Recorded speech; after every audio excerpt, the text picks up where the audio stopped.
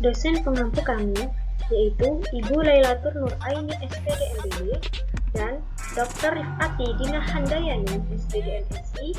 Kami kelompok 5, kelas A, angkatan 2018. Perkenalkan, nama saya Anggi Wulan Sekar Tanjung, NIM 16.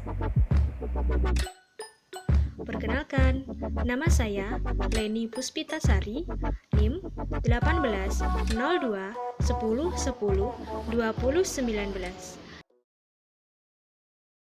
Baik, kami di sini akan menjelaskan materi tentang dilasi waktu. Dilasi waktu merupakan konsekuensi yang berasal dari teori relativitas khusus. Nah, di mana kedua pengamat ini bergerak relatif terhadap satu sama lain, yang akan mengamati bahwa jam pengamat lain ini akan berdetak lebih lambat daripada jamnya. Nah, kemudian kita dapat menyimpulkan bahwasanya dilasi waktu ini merupakan suatu peristiwa yang terdapat perbedaan kecepatan waktu pada kejadian yang diamati oleh dua pengamat yang memiliki medan gravitasi berbeda. Nah, bahwasanya kita tahu dilasi waktu ini berasal dari teori relativitas khusus. Nah, apa sih teori relativitas khusus ini? Nah, relativitas adalah gerak benda yang relatif atau tergantung pada tinjauan pengamatnya. Untuk memahami lebih lanjut tentang dilasi waktu, kita akan masuk tentang contoh dari dilasi waktu.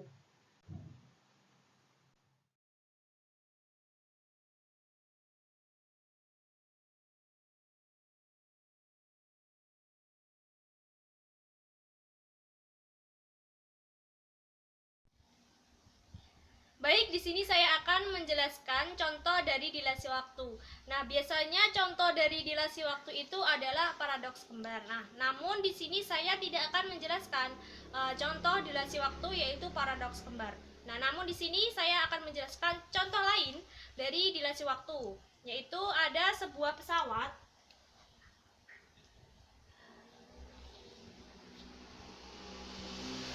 Kemudian pesawat ini berinisial A dan ada sebuah bumi. Nah, di mana sebuah bumi ini terdapat seseorang berinisial B. Nah, kemudian seseorang yang berinisial B yang ada di bumi ini sedang menonton acara televisi, dan orang yang ada di dalam pesawat ini yang berinisial A juga sedang menonton acara televisi.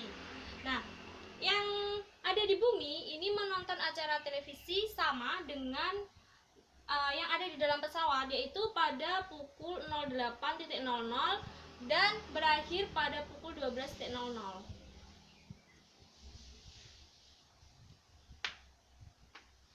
Nah, di sini sama. Sebab apa? Sebab orang yang ada di dalam pesawat yang berinisial A ini sedang menonton acara televisi di dalam pesawat. Nah, sedangkan orang yang berinisial B yang ada di bumi ini sedang menonton acara televisi yang ada di dalam rumahnya, yaitu di bumi. Nah, keesokan harinya itu orang yang ada di dalam pesawat ini juga menonton acara televisi acara yang kemarin. Kemudian orang yang ada di bumi juga sama, ingin menonton acara televisi yang kemarin. Salah ya guys, ini A.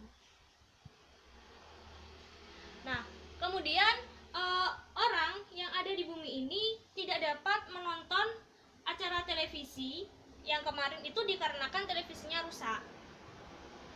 Nah, sedangkan televisi yang ada di dalam pesawat yang berinisial A ini bisa ditonton. Kemudian orang yang berinisial B ini yang ada di bumi itu ingin sekali menonton acara televisi yang kemarin. Maka dari itu, orang yang berinisial B yang ada di bumi ini menonton acara televisi dari seseorang yang berinisial A, yaitu di dalam pesawat. Jadi, seseorang yang berinisial B ini nontonnya itu dari bumi. Nah, sehingga kan nontonnya sama, yaitu pukul 8.00. Nah, untuk orang yang berinisial A juga pukul 8.00. Nah, kemudian orang yang berinisial A ini menontonnya itu yang kemarin kan berakhir pukul 12. Nah, sedangkan orang yang berinisial B ini berakhirnya itu pukul 13.00. Nah, kan beda. Seharusnya di acara yang sama dan di acara dimulainya itu yang sama, seharusnya berakhirnya kan juga sama. Nah, namun dengan medan gravitasi yang berbeda, maka dari itu yang berinisial B dan yang berinisial A ini berakhir dalam menonton acaranya itu berbeda. Nah, inilah yang dinamakan dengan dilasi waktu atau disebut dengan peristiwa dilasi waktu. Selanjutnya saya akan menjelaskan rumus dari dilatasi waktu.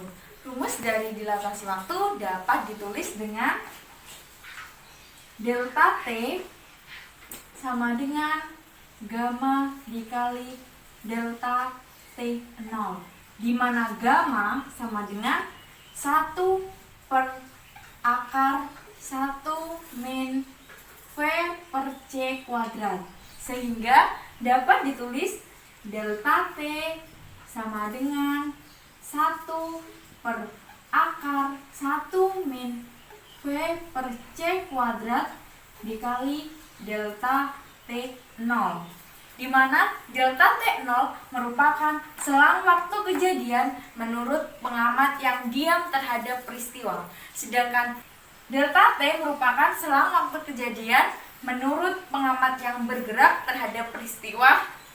V merupakan kecepatan kerangka acuan atau pengamat yang bergerak, dan C merupakan kecepatan cahaya. Dan perlu kita ingat bahwa nilai gamma itu lebih besar sama dengan dari 1.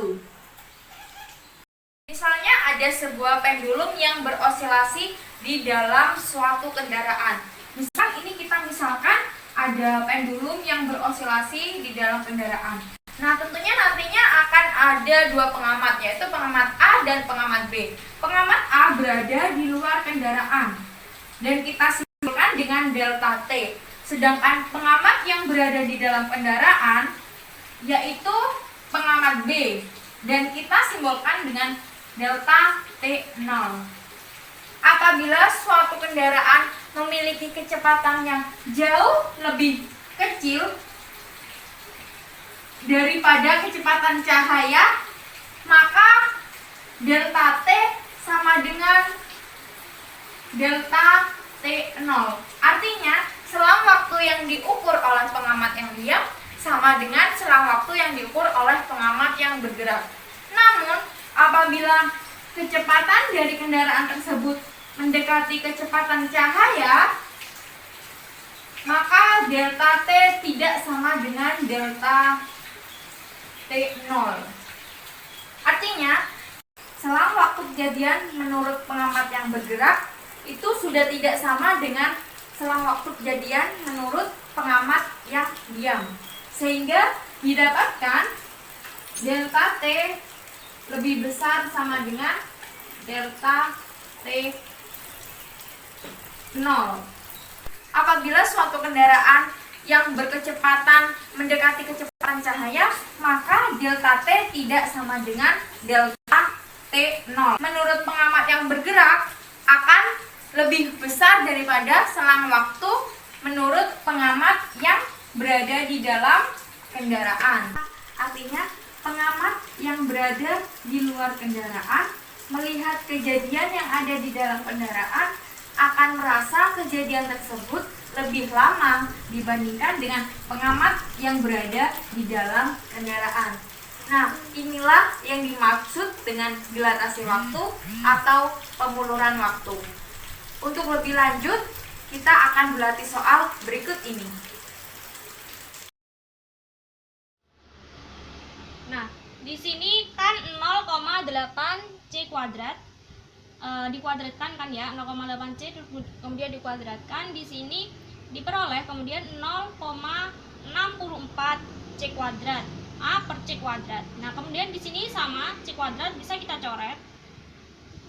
Berarti tinggal delta T0 per 1 per akar 1 min 0,64. Oke, kita ke sini. 3 sama dengan delta T0, tadi kan delta T0 per akar 1 min 0,64. Nah, ini 3 delta T0 per, dan di sini 1 dikurangi 0,64 yaitu 0,36.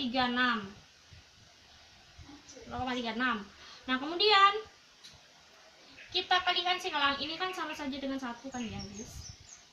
Bisa berarti 3 dikali dengan akar 0,36 sama dengan delta T0.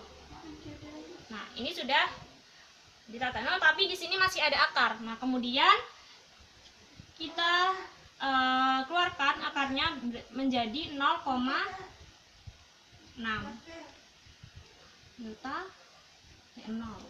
Oke, 3 dikali 0,6 berarti 3 dikali 0,6 di sini 1,8 sama dengan delta T0. Nah, diketahui bahwa delta T0 ini yang ditanyakan itu ternyata 1,8 sekon. Sudah selesai. Terdapat 6 penerapan dilasi waktu dalam teori relativitas, antara lain sebagai berikut. Yang pertama, ada Global Position System, atau yang biasa kita kenal dengan GPS. GPS ini nampaknya sudah tidak asing lagi bagi pengguna smartphone.